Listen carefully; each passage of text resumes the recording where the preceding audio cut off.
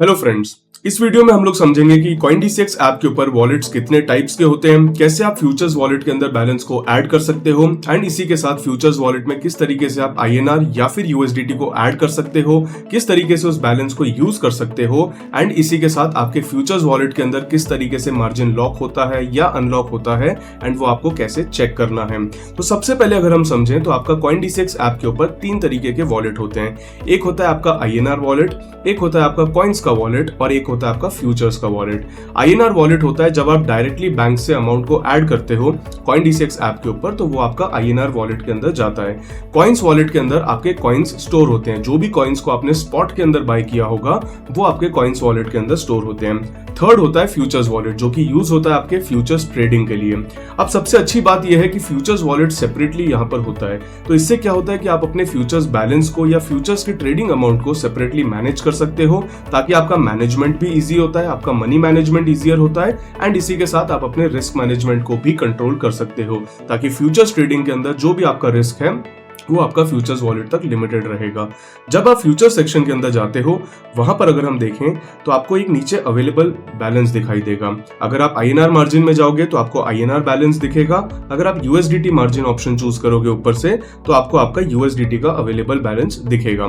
अगर मैं INR margin के ऑप्शन के अंदर जाता हूं एंड वहां पर अगर मैं अवेलेबल बैलेंस के ऊपर क्लिक करता हूं तो मुझे ऑप्शन मिलेगा वहां पे बैलेंस को रिमूव करने का और मुझे ऑप्शन मिलेगा वहां से बैलेंस को ऐड करने का।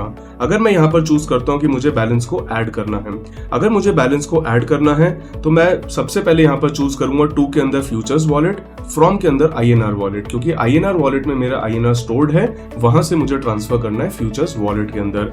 मान लीजिए फॉर एग्जाम्पल मुझे 1000 रुपीज को ट्रांसफर करना है, मैं यहाँ पर 1000 रुपीज लिखूंगा, डन के ऊपर क्लिक करूंगा एंड इसी के साथ ट्रांसफर के ऊपर क्लिक कर दूंगा।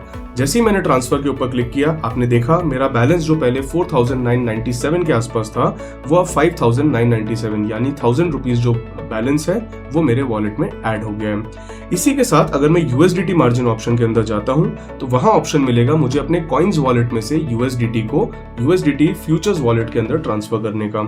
अगर मैं ऐड के ऊपर जाता हूं, मान लीजिए मुझे 10 USDT ऐड करने हैं, तो मैं यहाँ पर 10 एंटर करूंगा एंड डन पे क्लिक करूंगा एंड ट्रांसफर क्लिक करूंगा।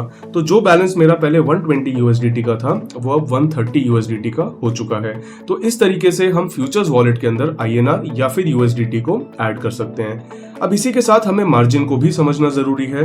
अगर मैं यहाँ पर मान लीजिए एक पोजीशन लेता हूँ या फिर एक ऑर्डर प्लेस करता हूँ, फॉर एग्जाम्पल मुझे बिटकॉइन को लॉन्ग करना है 20x लेवरेज के साथ, और मैं यहाँ पर मान लीजिए 1,06,000 का ऑर्डर लगा देता हूँ प्राइस पे, और मैं यहाँ पर इसमें ऑर्डर साइज भी सेट कर देता हूँ एंड यहाँ पर मैं एक ऑर्डर प्लेस कर देता हूँ। अब मैं यहाँ पर जैसे डन के ऊपर क्लिक करूंगा एंड बाय के ऊपर क्लिक करूंगा, मेरा एक ऑर्डर यहाँ पर प्लेस हो चुका है। तो ऑटोमेटिकली जितना मार्जिन उसके लिए लॉक्ड होना चाहिए था वो मेरा मार्जिन लॉक हो जाएगा। जैसे मैं यहाँ पर अवेलेबल बैलेंस देखूंगा, मेरा बैलेंस कुछ अमाउंट लॉक्ड मुझे यहाँ पर शो होगा।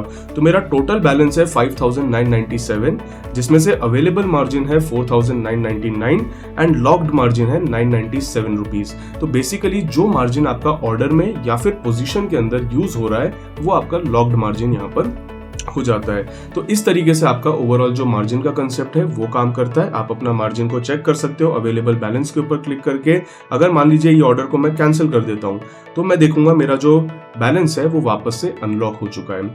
इसी के साथ आप ऊपर जाकर के INR मार्जिन या USDT मार्जिन पे क्लिक करके चूज कर सकते हो कि आप कौन से मार्जिन के अंदर ट्रेड करना चाहते हो एंड कौन से वॉलेट को यहाँ पर यूज करना चाहते हो। USDT मार्जिन में आपका वो फ्यूचर्स बैलेंस यूज होगा जो USDT के अंदर है, और INR मार्जिन के अंदर आपके फ्यूचर्स वॉलेट से वो बैलेंस यूज होगा जो रुपीस के अंदर है। अब INR मार्जिन और USDT मार्जिन यूज करने के बीच में आपकी चॉइस हो सकती है। तो डिपेंडिंग अपॉन आपकी क्या रिक्वायरमेंट या प्रेफरेंस है, आप अपने मार्जिन को यहाँ पर चूज कर सकते हो एंड वहां पर ट्रेड करने के लिए देख सकते हो।